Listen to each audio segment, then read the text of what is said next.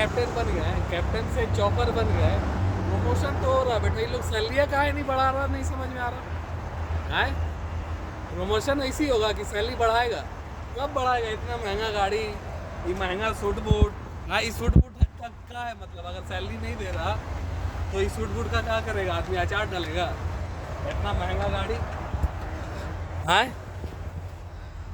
बोलिए बोलिए। बताइए, आप ही बोलिए, कुछ तो सोचना चाहिए ना। अब बेटा देखिए, 200 रियाल का जूता दे दिया है, इसका क्या करेंगे?